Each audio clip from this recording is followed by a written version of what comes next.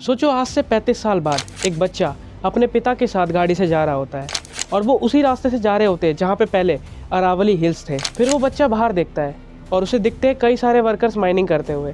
फिर वो अपने पिता से उसी वक्त पूछता है कि ये इतने सारे लोग यहाँ पे माइनिंग कर रहे हैं, इससे तो देश को कई सारा प्रॉफिट मिलता होगा।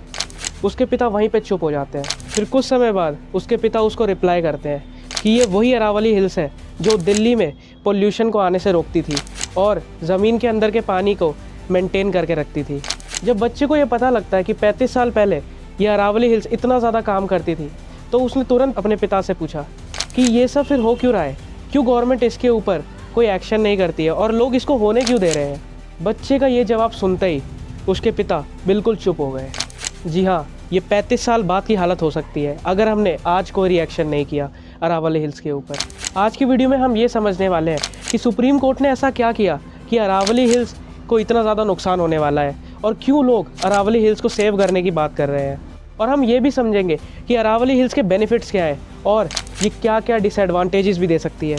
ये समझेंगे क्या सुप्रीम कोर्ट ने ये सारा फैसला लेने में बहुत ज़्यादा जल्दबाजी की या फिर कुछ और ही बात है। अरावली हिल्स पूरे इंडिया के माउंटेन रेंज में से सबसे पुरानी माउंटेन रेंज है। ये करीब 2 करोड़ साल पुरानी है, लेकिन इसका इम्पैक्ट बहुत ज़्यादा है।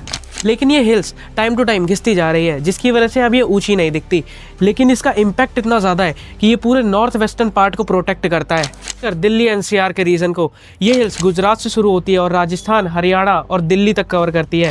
ये हिल्स थार डेजर्ट के डस्ट पॉल्यूटेड एयर को दिल्ली एनसीआर और नॉर्थ वेस्टर्न एरियाज़ में घुसने नहीं देती। अरावली हिल्स की वजह से ही राजस्थान के कुछ पार्ट्स को पानी मिलता है और दिल्ली एनसीआर रहने लायक शहर बनता है।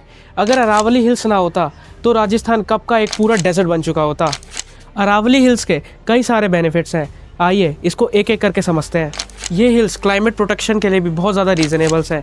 यही हिल्स हैं जो थार डेजर्ट के हीट वेव्स को नॉर्दर्न पार्ट में आने से रोकती हैं और यही हिल्स रेनफॉल के पानी को कलेक्ट करके इसको मेंटेन करती है और ग्राउंड वाटर में पानी का लेवल ऊपर करती है। इन हिल्स को अगर नेचुरल वाटर रिचार्जर भी कह दे तो कोई गलत बात नहीं है, क्योंकि यही हिल्स रेन वाटर के पानी को इकट्ठा करके राजस्थान और दिल्ली जैसे शहरों को पानी देती है और इसका ग्राउंड वाटर लेवल ऊंचा करती हैं। ये हिल्स मॉनसून के क्लाउड्स को फोर्स करती है, जिससे बारिश आती है। अगर ये हिल्स नहीं होती तो आज तक पूरा नॉर्दर्न पार्ट एक डेजर्ट कब का बन चुका होता।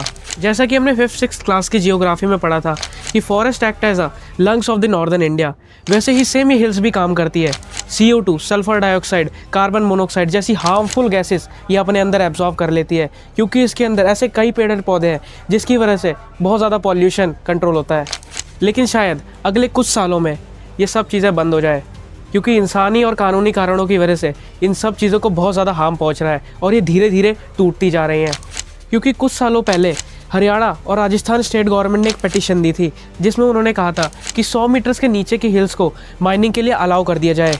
उन्हें ये लगता था कि ये लैंड ऑफिशियली फॉरेस्ट नहीं है, ये लैंड या तो रेवेन्यू लैंड है या फिर प्राइवेट लैंड, मतलब एक ऐसा लैंड जो किसी व्यक्ति या फिर किसी कंपनी के ऊपर रजिस्टर्ड है। वो ये कहते थे कि इन लोगों की वजह से माइनिंग में प्रॉब्लम नहीं आनी चाहिए, और माइनिंग कंपनीज और रियल इस्टेट कंपनीज दोनों ही स्टेट गवर्नमेंट के पीछे थी, उनकी हेल्प कर रही थी, क्योंकि ये उनके लिए प्रॉफिट और डेवलपमेंट का सोर्स था। ये पिटीशन डायरेक्ट सुप्रीम कोर्ट तक गई और सुप्रीम कोर्ट ने ऑर्डर दिया कि अगर ये लैंड लीगली फॉरेस्ट में नहीं आती है और 100 मीटर के अंदर है तो माइनिंग नहीं रोकी जा सकती। हम लॉ को फॉलो कर रहे हैं। जो लैंड लीगली फॉरेस्ट के अंदर नहीं आती और 100 मीटर के नीचे है, सिर्फ उन्हीं को माइनिंग की अलाउंस दे रखी है। इससे 90% ऑफ अरावली अब माइनिंग के लिए खुल चुकी है, क्योंकि 80 to 90% ऑफ अरावली सिर्फ 100 मीटर या फिर उससे थोड़ी सी कम है। लोग अक्सर ये सोचने की कोशिश करते हैं कि सुप्रीम कोर्ट ने अरावली के साथ क्या किया।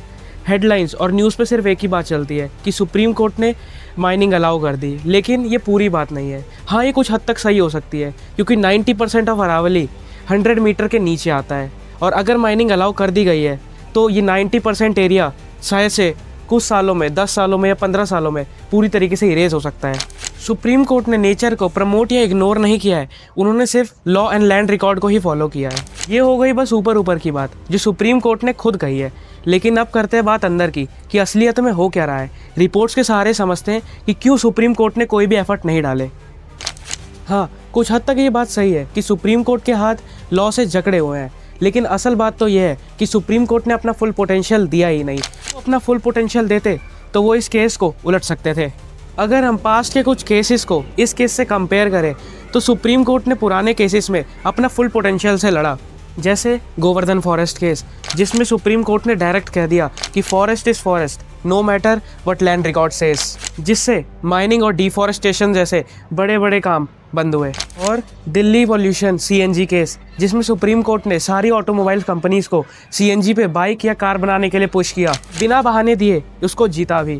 ये सारे केस तो बहुत ज़्यादा स्ट्रांग थे, लेकिन अरावली हिल्स केस में सुप्रीम कोर्ट बहुत ज़्यादा वीक हो गई। कहने लगी कि हम लैंड रिकॉर्ड्स के साथ जाएंगे और 100 मीटर रूल को फॉलो करेंगे। अरावली हिल्स को बचाना सिर्फ गवर्नमेंट का ही काम नहीं, हमारा भी काम है और हमारी जिम्मेदारी भी है। अगर गवर्नमेंट ये सोच ले कि चाहे कोई भी पहाड़ हो 100 मीटर से ऊंचा या नीचा, अगर इकोलॉजिकल वो इम्पोर्टेंस है तो उसकी प्रोटेक्शन हो सकती है। अरावली सिर्फ हिल्स नहीं, हमारी ज़िंदगी का हिस्सा है। अगर हम सब एक्टिव हो जाए और अपनी रिस्पॉन्सिबिलिटी समझे तो हम इस इकोलॉजी को बचा सकते हैं। वरना ये पेपर्स और लूप होल्स की वजह से ये हिल्स कब धीरे धीरे गायब हो जाएगी हमें पता भी नहीं लगेगा, और इसका नुकसान हमें अपनी सांसों से भरना होगा। सवाल किसी मामूली हिल्स का नहीं है, ये सवाल है हमारी ज़िंदगी का। अगर हम आज अरावली हिल्स को प्रोटेक्ट नहीं कर पाए तो इसका नुकसान हमें अपनी हर सांस में महसूस होगा। अगर आपको ये वीडियो पसंद आई तो सब्सक्राइब करें और शेयर करें, क्योंकि हर घर अवेयरनेस पहुंचनी चाहिए। तब तक के लिए बाय।